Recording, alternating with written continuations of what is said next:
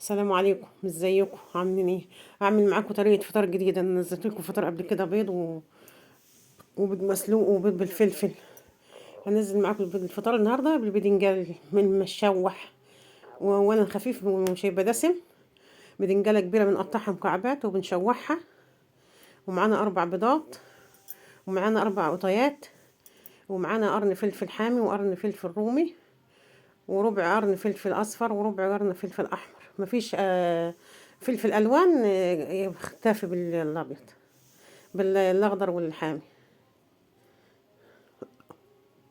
مكان البدنجان حطينا البصله بيضه متوسطه، وبصله خضراء بعروقها.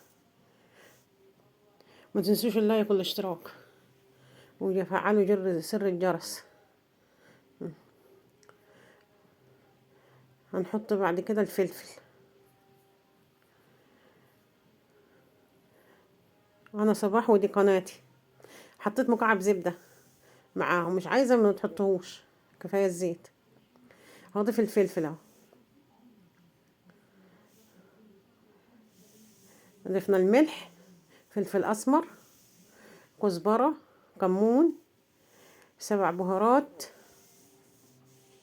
وهضيف مكعب مرقه ومعلقه توم مليانه، معلقه كبيره مليانه، مش قوي يعني، مليانه كده حلو.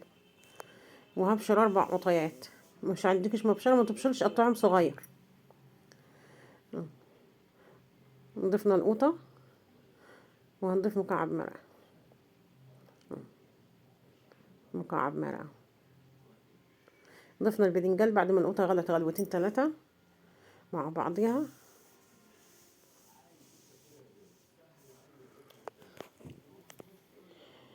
وضفت معلقتين صلصه.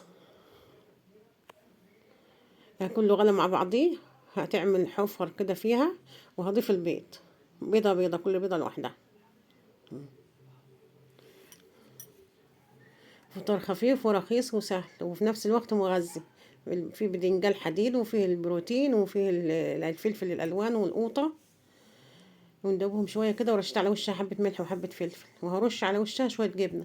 حبة جبن شيدر وحبة موتزاريلا. شيدر بس ماشي، موتزاريلا بس ماشي.